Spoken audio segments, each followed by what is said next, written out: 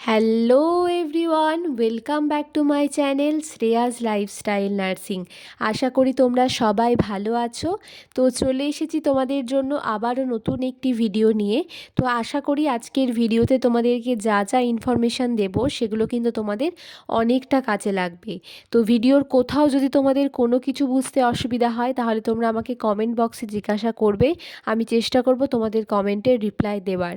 তো আজকের ভিডিও টপিকটা কি সেটা তো তোমরা টাইটেল আর থাম্বনেল দেখে বুঝতে পেরেই গেছো। তো বর্তমানে যারা জিএনএম কোর্স করছো কি কোনো ভুল ডিসিশন নিয়েছো, বা জিএনএম কোর্স করার পর সরকারি চাকরি কি তোমরা পাবে, এর গ্যারেন্টি কতটা?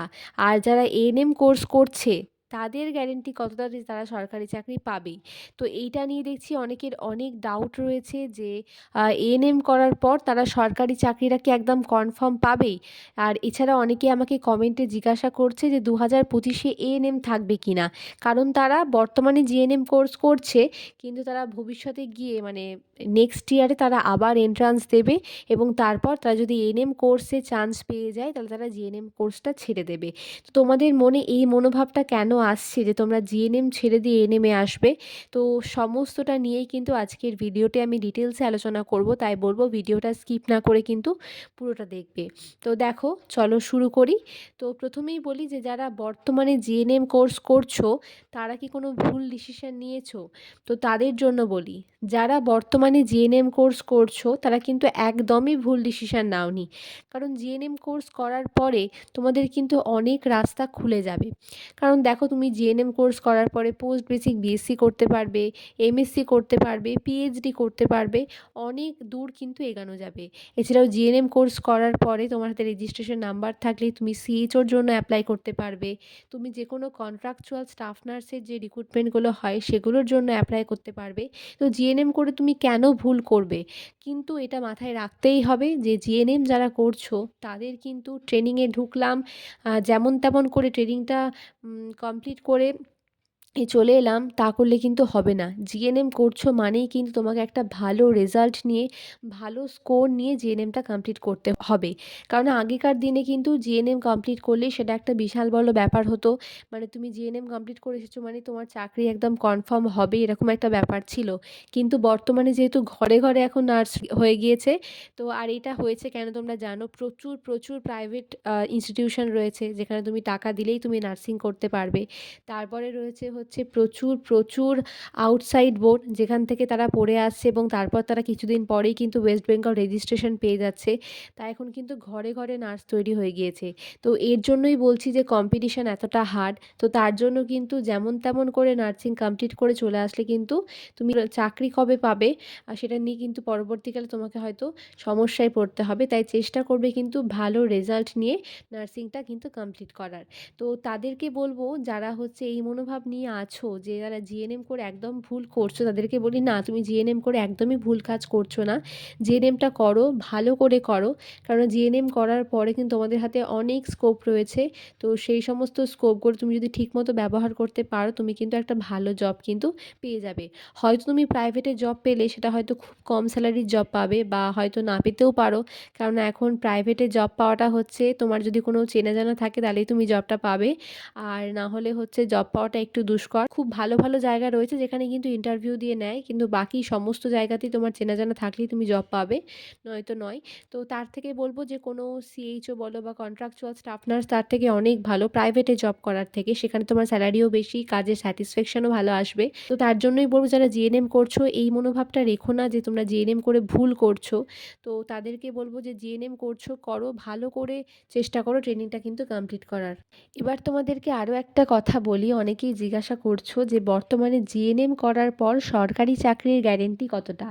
তো দেখো, জিএনএম করার পর যদি তুমি গভর্নমেন্ট থেকে জিএনএম পাস করো না কেন, সরকারি চাকরির গ্যারেন্টি তোমাকে কেউ দিতে পারবে না। মানে তুমি যে সরকারি থেকে ট্রেনিং করছো মানে তোমাকে এক্সট্রা কিছু প্রায়োরিটি দেওয়া হবে বা হচ্ছে ইন্টারভিউর সময়কে তোমাকে এক্সট্রা কিছু নাম্বার দেওয়া হবে, এটা কিন্তু একদমই নয়। সরকারি থেকে ট্রেনিং করছো মানে কিন্তু সরকারি চাকরির গ্যারেন্টি যে একদম কনফার্ম সেটা কিন্তু একদমই নয়।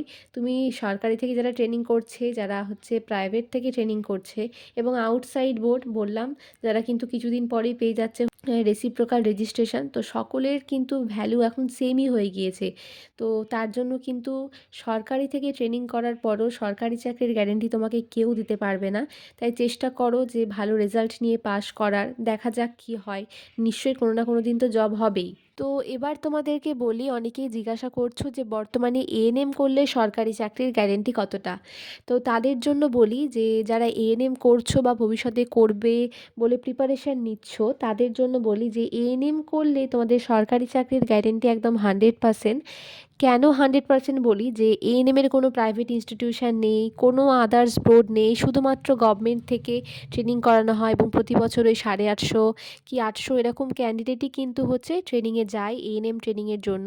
এবং তারা যখন বেরোয় তারা কিন্তু কনফার্ম গভর্নমেন্ট জব পাবেই, কেননা তাদেরকে ট্রেনিংয়ে নেওয়ার আগে সাব সেন্টারে যতজন ফার্স্ট এএনএম লাগবে তাদের সেইভাবে ভ্যাকেন্সি তৈরি করে তাদেরকে ট্রেনিং করানো হয়। তো সেই জন্যই কিন্তু এএনএম ট্রেনিং করার পর কাউকে বসে থাকতে হয় না, তারা কিন্তু একদম কনফার্ম উইদিন 1 মান্থ, খুব বেশি হলে 2 মান্থ, আর তার থেকেও যদি খুব বেশি দেরি হয় তাহলে কিন্তু উইদিন 6 মান্থস তারা কিন্তু গভর্নমেন্ট জবটা পাবেই। তো আশা করি অনেকে অনেক কথা জিজ্ঞাসা করছিলে যে জিএনএম করার পর সরকারি চাকরির গ্যারেন্টি কতটা, আর এএনএম করার পর সরকারি চাকরির গ্যারেন্টি কতটা, বা আমি বর্তমানে দিদি জিএনএম করছি, কোনো কি ভুল ডিসিশন নিয়েছি। তো আশা করি সকলের ডাউটটাই আমি ক্লিয়ার করতে পারলাম। আর আরও একটা কথা তোমাদেরকে বলি, পরের কোনো ভিডিওতে জিএনএম করার পর আর কি স্কোপ রয়েছে।